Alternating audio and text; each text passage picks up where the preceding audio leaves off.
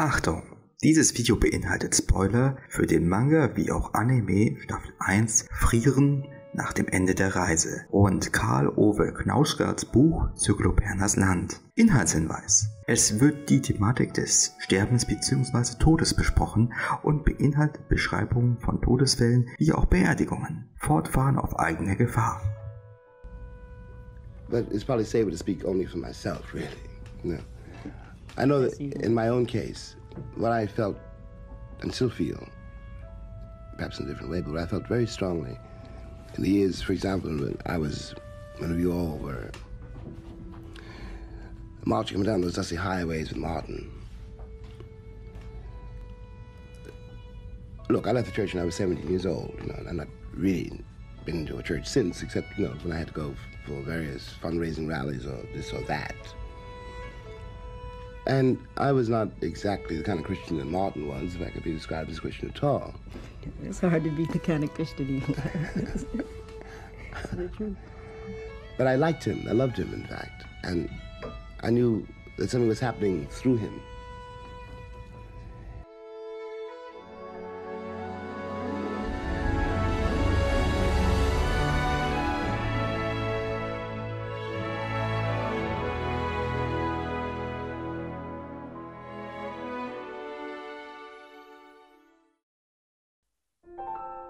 Frieren, from a purely technical perspective, is an absolute pleasure to watch. It is both lovingly and lavishly animated in ways that are different from what we've come to expect when someone says, "Yo, this thing has some great animation." Although there is a lot of what that statement entails as well. The way the characters move, the way they're drawn with so much heft and volume, and the minute ways in which they articulate makes them feel, well, real. Look at how Frieren emotes in her multiple layers of clothing. Look at the volume in Stark's coat as he takes it off. Look at the way Frieren's boots frame her legs, and look at how she floats, man. Absolute cinema? Here? At this time of year? Localized entirely in my kitchen? Yes.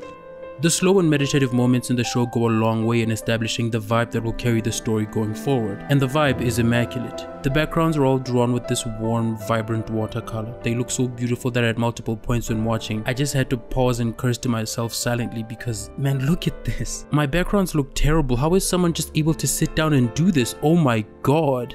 The music is beautiful. Evan Call, the latest model out of Berkeley's assembly line of soulful white boys, really shows out here. The mood of the show, especially in moments of nostalgia, is carried gracefully by that orchestra. It sounds so fucking German.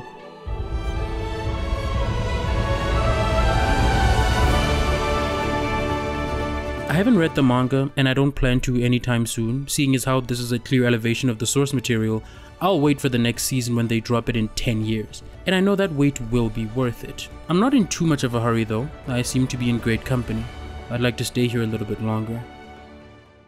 Frieren, from a thematic standpoint, is also an absolute pleasure to watch. It is the first thing I've seen in years barring Synecdoche, New York that viciously reminded me that one day I am going to die. And it spends the following 11 hours and 30 minutes telling you exactly what that means. The story follows Frieren, an elven mage at the end of her 10-year campaign to kill the Demon King with her band of adventurers and dear friends, Hyter the sauced-up priest, Eisen the short king, and Himmel the hero. At the end of their decade-long adventure, they all go their separate ways, all of them with a significant part of their life having been given to this pursuit and having been made different by it. All except for Frieren, who barely registers this 10 years as anything significant because elves live for thousands upon thousands of years. So in that context, this decade carries the same level of commitment as a really eventful road trip. It's an undertaking, yes, but that commitment looks very different when you're operating on a time scale this large. That friction between her lived experience and that of the people who are doubtless very important to her comes to a head when Himmel dies of old age. In that moment at his funeral, deep in that pitch black absence the dead leave in their wake, she cries because she feels it deep in her soul. Because those were not just a mere 10 years, they were the foundation of a friendship she will carry with her for as long as she lives. The fact that it was so brief doesn't make it mean less, it just means she has to carry it further. All of her friends will die, just like many that have come before. Some will face it with grace, others with terror, but all of them will be there at the end in her memories, to be remembered and honored to the best of her ability, whether it's by taking on their pupils or leaving mementos of them or upholding the values they stood for in life, because that's what friends do. The friendship not only survives the death of one of the people who partook in it, but it is that death that structures and defines it. It looms in the peripheries of your most beautiful moments and propels their personhood forward long after they are in the dirt. To understand friendship is to understand death. So let's talk about... One day, I'm going to die. It could be tomorrow or 25 years from now. A Toyota Hilux could rush through a blind spot and turn me into a mess of blood on the pavement. I could get stabbed 52 times for the 20 bucks in my wallet. Or I could just take a really unlucky shit. Either way, they'll put my tired flesh in a very nice box. It'll be ornate and affordable. The handles will be that nice hefty plastic that feels good to carry, and the velvet will be red and soft. The funeral will be an hour or two long, and in that time I will be in my best clothes. More presentable than I've ever been in my entire life, with formaldehyde under my skin, waiting patiently for the ground to eat me. Death is real. I think about Mount Erie's Real Death a lot. That whole album, actually. A crow looked at me understands something crucial about death that I think most art does not. The death does not look like this, or like this. It looks like this. As Simon Critchley puts it, death is radically resistant to the order of representation. Representations of death are misrepresentations inherently, or rather, representations of absence.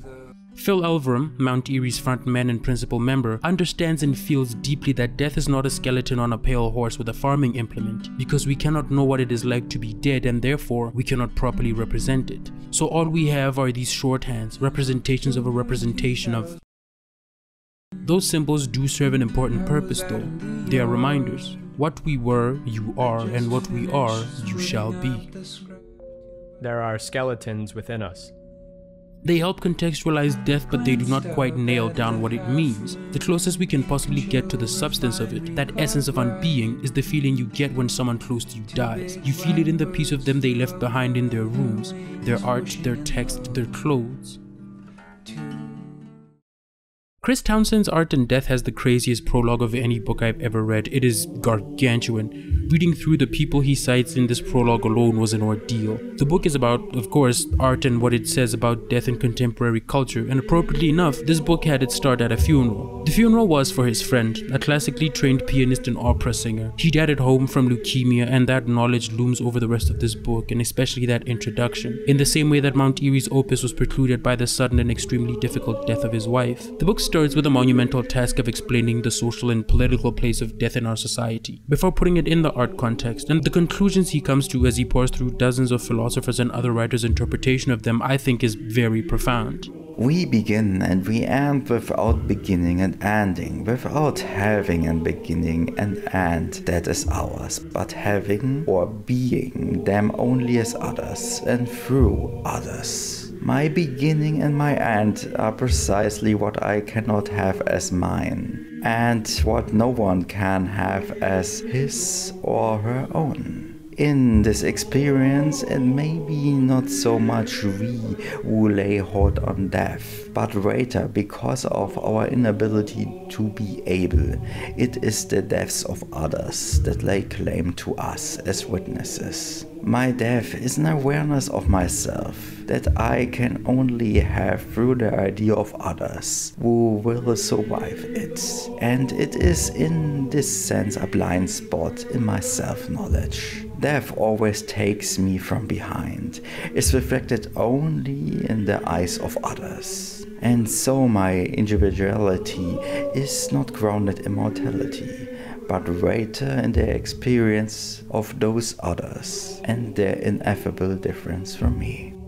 I know for a fact that one day I am going to die, and that death will not satisfy the grand narrative of my life that I've built up in my head. It won't be an ending in the traditional sense, but a sudden and vicious cut to black. And since I can never know what that blackness feels like, I must experience it in the deaths of those close to me. So in that sense, I experience my own death through the deaths of others, and mine will be experienced in the same way by others too. I attend the funeral of a distant relative, and in her restful non-sleep, I see my own formaldehyde-rich face, waiting for the ground to eat me.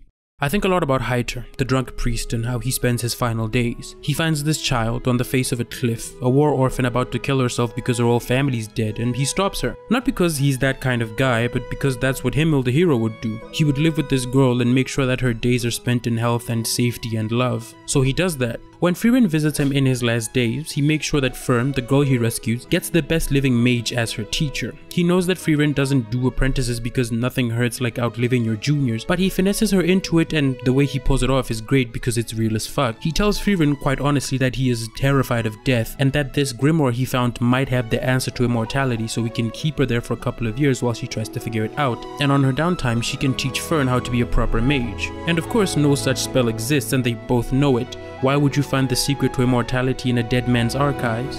He's still scared though, of course, who wouldn't be? He can at least die happy having made sure that Fern will be okay and that she'll be able to live her life to the fullest.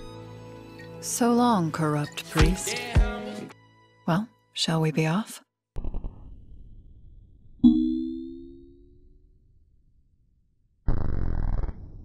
So, if your death is this phenomenon experienced by the people who knew you best, then it follows that the life you led shapes that experience. Your lifestyle does indeed determine your death style. You ever notice how even the most abject pieces of shit become saints when they die? As far as I can remember, I've never been to a bad person's funeral, and that's fascinating to me. Part of that I attribute to the long-standing attitude that you shouldn't defame the dead. I don't agree with it, but I understand where it comes from. More than just being polite, it reads to me as a stones in a glass house scenario. If the dead we knew are to be remembered chiefly for their ugliness and their defects, then it feels like preemptively we are being damned to the same fate. If the lives they have led weren't good ones, then the memories that survived them mortally will be those of the detestable parts of themselves, and I can empathize with that fear within reasonable limits. My death is an awareness of myself that I can only have through the ideas of others who will survive it. So if a life well died is one well lived, then what does a life well lived look like? Flamma was a legendary mage. In the thousands of years since her death, her legend has grown so pervasive that people don't even think she was real. Now, entire lifetimes away from when she walked the earth, her accomplishments are so grand that no real person could have possibly accomplished them. Her barrier magic still keeps demons at bay thousands of years later. Her grimoires are so sought after that if someone tries to sell you one with her name on it, you automatically know it's fake. Oh, word nigga, you have Caesar's journals? The originals, in their entirety, in this pawn shop, and you are willing to sell them to me for the price of a small car? Sure, man. Though her influence is so ubiquitous that pointing it out becomes superfluous, it is worth mentioning that in magic society, Flamma was a radical.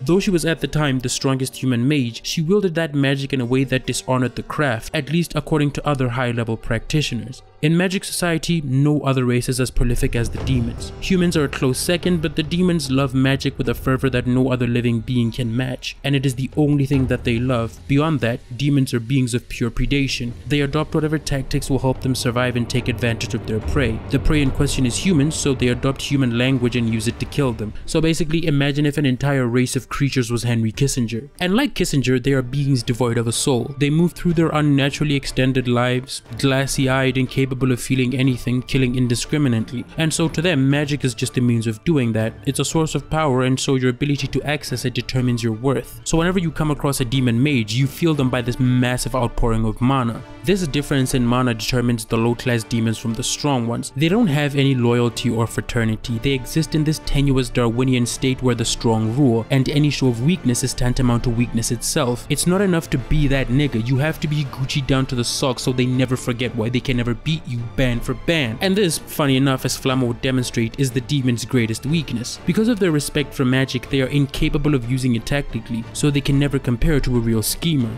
Flamma doesn't fight honorably. Honor is for children and dead men. Whenever she comes face to face with a demon mage, she just absolutely They underestimated her because 1, she's human, and 2, she's been suppressing her magic since maybe when she was a child. She shows this little trick to Frieren. Don't face a demon head on, sneak up on them, hide your power, trick them in any way you can. Your opponents might look human, but they are not. Flamma's philosophy towards magic is what made her a legend. Her contributions so ahead of their time that all this time later, she still can't be fucked with. Humans, as Flamma was the first to demonstrate, are the real inheritors of the world of magic. Their lives are much shorter than a demon's or an elf's, but they also burn a lot hotter as a result. They advance much faster. When Qual developed Zoltrak, it was unstoppable, an instant death to anyone unfortunate enough to be in its way, but in a short 80 years it's been relegated to the most entry-level offensive magic. It may not be in this lifetime or the next, but humans will overtake even the most powerful old mages, because Flamma, right before she died, made sure that this would be the case. peace. After Flama's death, when Frieren brings Flama's will to Zeria, her old master and the oldest living mage that we know of, she lets her know that Flama has convinced the king to take magic up as a legitimate field of study, not something to be relegated to superstitions and scorn, but the frontier of human innovation. And by doing so, she has kicked off a new era of magic, one that Zeria now must shepherd even if she finds it distasteful, because deep down she knows that no one else is suited to this task. It is her student's life's work and she must see it through. She might believe that Flama ultimately was a failure, but she's her failure to remember and hold in her memories. At the end of her life, Flama asks Frieren to plant flowers at her grave. She looks back at the time they spent together and laments that after all these years, all she did was teach her war magic. She wishes more than anything to have taught her some fun spells. It's pretty touching that Flama's favorite spell, after a lifetime of wielding unprecedented magic power for a human, is a spell that grows flowers. That spell being the one that initially inspired her love for magic. So Frieren, after burying her master and fighting the idea that her best years have passed by her, spends the lion's share of her days collecting inconsequential spells and helping people that she comes across in that pursuit. And when she is called to her duties to bear witness to her dear friends' final days and deaths, she carries forward that goodness that all her friends had in them, taking on their students and pushing them to be the best they can possibly be, living beautifully, not just for herself, but for those that are no longer here and those that still have their lives laid before them. If only they would take the jump and experience it. The last gift Flama leaves to Frieren is one of a second chance. Up in the northernmost part of the continent, there is the gathering place for souls. She knew that one day Frieren, as a result of her cavalier attitude towards time as experienced by others, will watch a friend age before her and not think to know them, really know them deeply before they slip between her fingers. And now that it has happened, she gives her a chance to fix that. At least once, because Frieren in her adventures with MHAL and the gang failed to appreciate him fully. She saw before her a group of men who were living their lives beautifully and didn't feel the urgency of it all. She didn't realize that they were running on so little.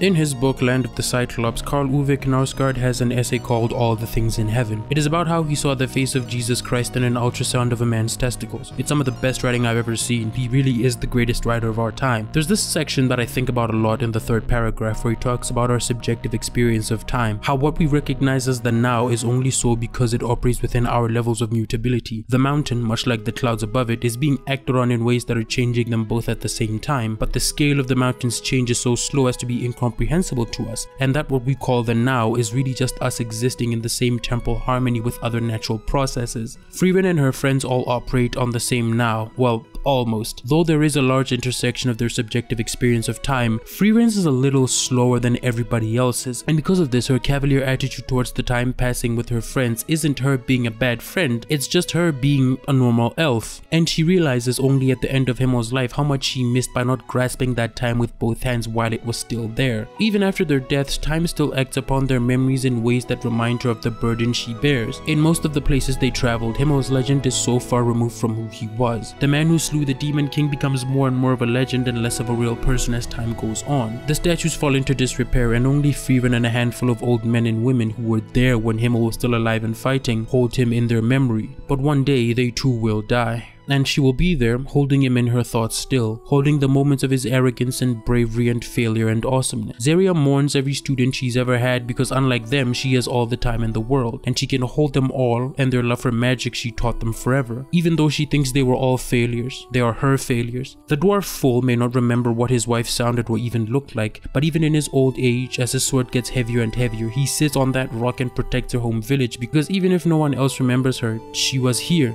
She was here and he loved her.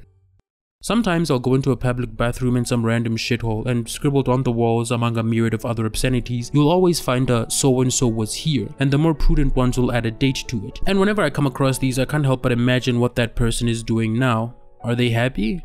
Are they ghostwriting the next Chris Brown album? Are they dead? I sit in that feeling of so-and-so was here because even though they are no longer here, I am, and I bear witness to the fact that they existed in this very space. And on the 1st of October 2004, Moses was here, and he took a shit in this very same stall. Just as Nebuchadnezzar had the Babylonian legend written in cuneiform and fired in the greatest kilns, and the Egyptians buried their richest and most wealthy with their stories written on their tombs, Moses, in his soul of souls, felt the slow death of time pass through him as it does to us all, and felt compelled to declare that I I may not exist in the future, but right now, I am here. I am here, and I want someone else to bear witness to that, to project this little piece of me into their future. Frieren's long life puts on her the greatest responsibility, an endless elegy for the lives she's both touched and been touched by, hers to remember and hold dear in all their detail, their blemishes, their shine, to live as beautifully as they once did, because now she understands that's what friends do.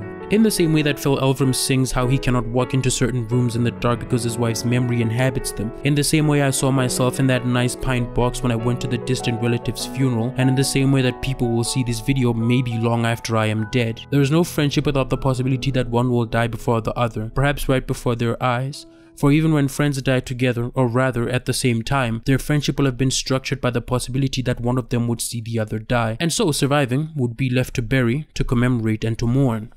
Statistically speaking, if you're watching this video, then you're going to outlive me. The global south isn't doing so hot on account of the whole, you know, everything. I know it's very gauche for a nigga in his early 20s to think about his death. There's an arrogance to it that rightly pisses a lot of people off, but fuck man, I can't stop thinking about it. Very often in these intense spells of, I don't know what to call them, death thought spirals, I think about what people will think of me when I'm dead. I think very often about the people I loved and those who loved me when I didn't deserve it.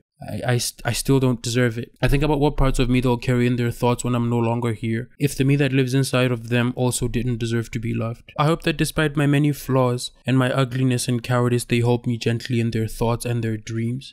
I hope I get to live in between the memory of their first kiss and the day they saw the beach for the first time. And I hope it's warm there. Thank you for watching.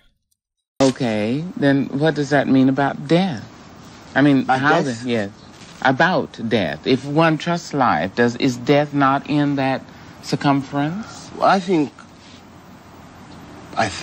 you know, that the only way to live is know you're going to die. If you're afraid to die, you'll never be able to live. Hey, hey. You know? Hey, hey. And nobody knows anything about death. Yes. No. Yes.